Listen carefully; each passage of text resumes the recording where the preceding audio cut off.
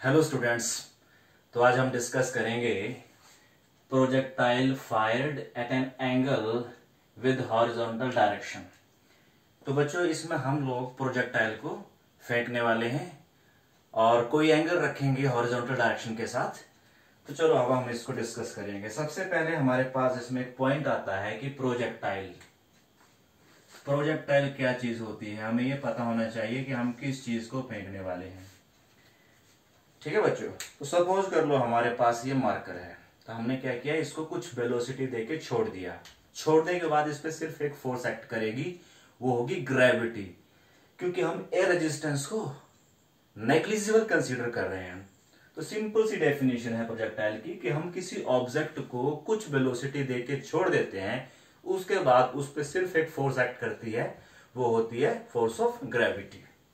ठीक है बच्चों, तो इसमें हम कुछ एग्जांपल ऐसे ले सकते हैं कि जैसे हमने जेवलिन लिया, जेवलिन को थ्रो किया तो जेवलिन भी हो गया क्या, प्रोजेक्टाइल। बुलेट जो फायर की गई गन से, तो जब बुलेट को फायर करेंगे तो बुलेट किसी वेलोसिटी के साथ वो फायर होगी, उसके बाद उस पर सिर्फ एक फोर्स लगेगी, फोर्स ऑफ ग्रेविटी। ठीक है बच्चों, तो बुलेट भी हमारे इस केस में क्या है, प्रोजेक्टाइल है। वैसे हमारे पास एक क्रिकेट की बॉल है, तो हमने उसको पकड़ के थ्रो किया, तो वो भी क्या है, प्रोजेक्टाइल है। दो केस हैं। एक केस में हम क्या करते हैं, किसी हाइट पे जाके ऑब्जेक्ट को थ्रो करते हैं। दूसरा केस है हम हॉरिजॉन्टल लेवल पे ही होते हैं और हम ऑरिजिन से कोई एंगल देके उस प्रोजेक्टाइल को छोड़ते हैं। तो हमारा सेकंड वाला केस हम लोग इसमें डिस्कस करेंगे। ठीक है बच्चों, तो चलिए यहाँ पे डिस्कस करते हैं। सबसे पहले हम स्पेसिफाई कर लेते हैं कि हमारे पास एक कोऑर्डिनेट सिस्टम है, एक्स वाई कोऑर्डिनेट सिस्टम है। ये हमारा प्लस एक्स डायरेक्शन है बच्चों, और ये डायरेक्शन हमारी है प्लस वाई। ठीक है बच्चों, तो चलो हम समझने के लिए इसको भी यूज कर लेंगे बाद में। तो ये वाला होगा हमारा माइनस वाई। ठीक है बच्चों, तो हमने क्या किया, हमने हमारे पास एक प्रोजेक्टाइल है जो ओरिजिन पे है यहाँ पे, और हमने उस प्रोजेक्टाइल को क्या किया, इनिशियल वेलोसिटी कितने दी, u वेक्टर दी। तो बच्चों आपको पता ही है कि ये जो हमारा प्रोजेक्टाइल होगा उसका पाथ या ट्राजेक्टरी कुछ ऐसे बनेगी, पैराबोलिक बनेगी। ठीक है बच्चों, अब इस डायरेक्शन में जो रिस्पॉन्सिबल है वो इस वेलोसिटी का हॉरिजॉन्टल कंपोनेंट होगा, और ऊपर को जो रिस्पॉन्सिबल होगा प्लस वाई में या फिर इस प्लेन में, वो रिस्पॉन्सिबल होगा यू वेक्टर का वर्टिकल कंपोनेंट। ठीक है बच्चों, चलिए तो अगर हम इसको रिजॉल्व करते हैं यू वेक्टर को, तो जो हमारा हॉरिजॉन्टल कंपोनेंट बनता है यू कॉस थीटा बनता है, क्योंकि हमने कितने एंगल पे उसको प्रोजेक्ट किया हॉरिजॉन्टल डायरेक्शन के साथ। ये हमारे पास है हॉरिजॉन्टल डायरेक्शन थीटा एंगल पे। तो वैसे ही वेक्टर रेजोल्यूशन के अकॉर्डिंग ये वाला जो कंपोनेंट बनेगा वो बनेगा बच्चों यू वेक्टर साइन थीटा बनेगा। यहाँ पे वेक्टर लगा दिया। ठीक है, तो चलिए, तो जब हमने थ्रो किया था यहां से, तो हमारे पास जो टाइम था वो 0 था। तो मान लेते हैं कि हमारा जो प्रोजेक्टाइल है यहाँ पे पहुंच गया है, और अभी हमारे पास क्या हो गया है, टाइम t हो गया है। तो इस पॉइंट से इस पॉइंट यानी p तक जाने में जो टाइम इंटरवल लगा, टाइम इंटरवल या जो टाइम गैप मिला, वो गैप मिला हमें t-0 t मिला बच्चों।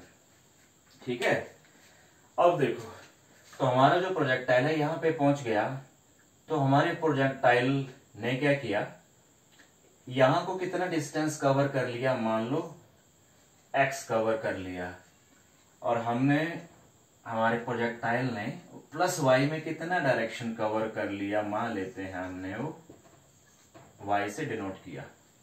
ठीक है, ओके, तो हमने क्लियर कर दिया कि जब हमारा टाइम हुआ कितना हुआ बच्चों, t हुआ, तो जो x और y जो है वो डिस्टेंसेस हैं जो कवर हुए, कवर्ड बाय प्रोजेक्टाइल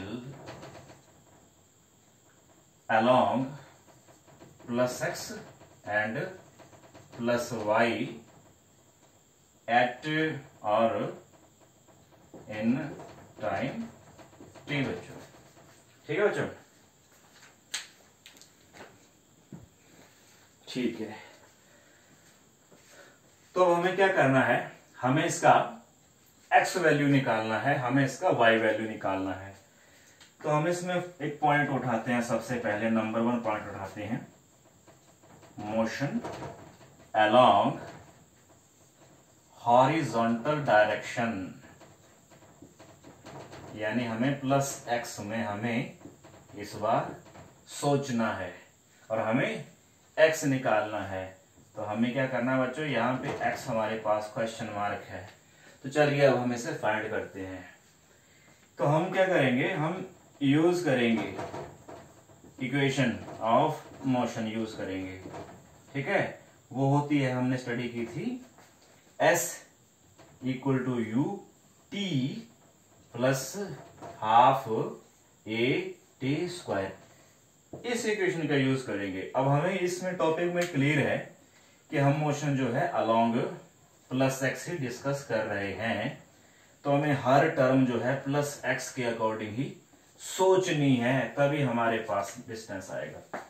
तो चलो, जो हमारा डिस्टेंस कवर हुआ टी टाइम के अंदर अलोंग प्लस एक्स, वो कितना कवर हुआ, एक्स कवर हुआ। ये तो क्लियर हो गया। अब जो u का मतलब होता था लोअर क्लासेस में इनिशियल वेलोसिटी, तो along plus x initial velocity का मतलब होगा ux, यानी इनिशियल वेलोसिटी अलोंग x, और वो रहेगी हमारी u cos थीटा। अब हम इसमें वेक्टर नहीं लगा रहे हैं, सिंपल कर रहे हैं। तो हमने दोनों को मेंशन कर दिया, इन दोनों को। ठीक है बच्चों, अब आगे जो t है, चलो t जो है एज यूजुअल t है। अब इसमें जो एक्सेलरेशन है, तो हमें एक्सेलरेशन कहां को लेना है, अलोंग x लेना है। ठीक है बच्चों, अलोंग x लेना है।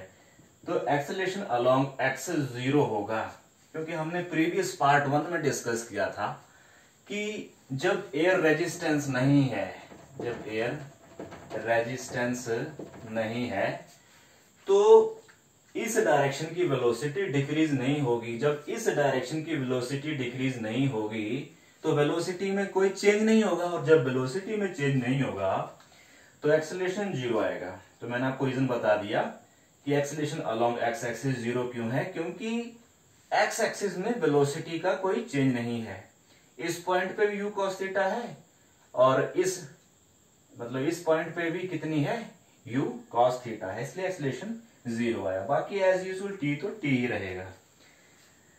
तो चलिए ये सब बातें हम पुट करते हैं इक्वेशन 1 के अंदर। देखिए, ये हमारी इक्वेशन नंबर 1 है।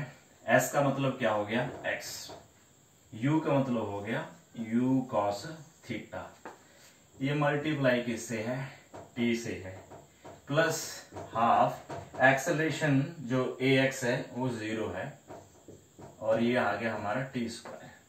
तो x का मतलब हो गया u cos थीटा, और ये मल्टीप्लाई किससे है बच्चों, t से है। ठीक है, ये वैल्यू 0 है क्योंकि ये 0 है। तो x कितना आ गया, u cos theta into t आ गया। तो हमने पता कर लिया कि हमारा x कितना कवर होगा जब टाइम कितना हो जाएगा, t हो जाएगा। ठीक है बच्चों।